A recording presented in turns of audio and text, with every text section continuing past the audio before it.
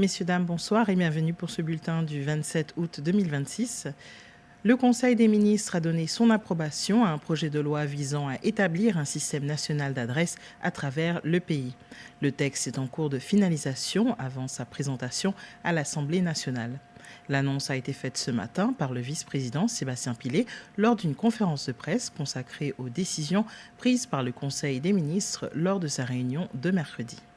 Une fois le projet de loi finalisé, l'ensemble des rues des principales îles auront un nom et une identification. Pour la digue, l'opération a déjà été menée à bien pour les routes primaires et secondaires. Ce travail devrait faciliter notamment le travail des services postaux. À Mahé, le travail a également bien progressé dans le district de Beauvallon. Selon le vice-président Sébastien Pillet, le nouveau système devrait contribuer à améliorer le fonctionnement des services publics, notamment la manière dont les autorités réagissent aux situations d'urgence ainsi que la gestion et l'administration des terrains.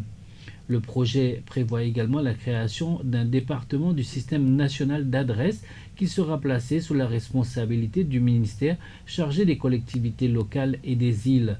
Le projet de loi devra encore être finalisé avant d'être soumis à l'examen et au vote de l'Assemblée nationale.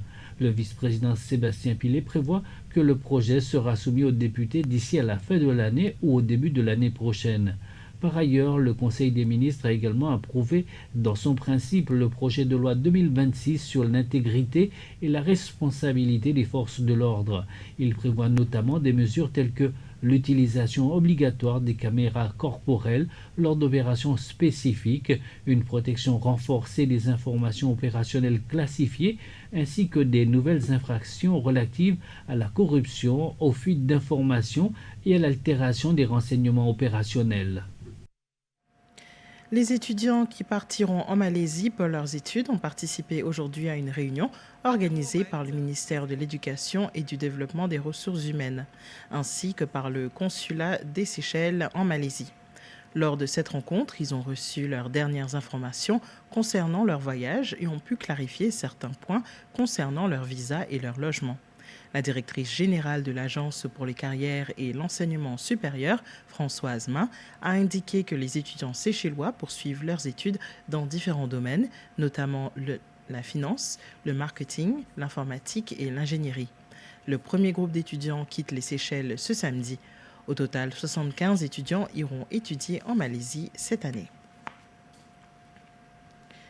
Le président de la République, le docteur Patrick Hermini, a exprimé sa solidarité envers le peuple népalais après les crues soudaines dévastatrices qui ont frappé le pays hier. Dans un message, le président Hermini a qualifié cette catastrophe de véritablement déchirante. Et il a rappelé que les Seychelles abritent une importante communauté népalaise et a souligné l'importance pour le peuple séchellois de reconnaître cette tragédie et de témoigner son soutien à cette communauté en cette période douloureuse. Le chef de l'État a également adressé ses pensées et ses prières à toutes les personnes ayant perdu des proches ainsi qu'à toutes celles touchées par cette catastrophe. Et voilà, messieurs, dames, c'est avec ça que nous sommes arrivés à la fin de ce bulletin pour le moment. Nous serons de retour à 19h avec les informations en anglais.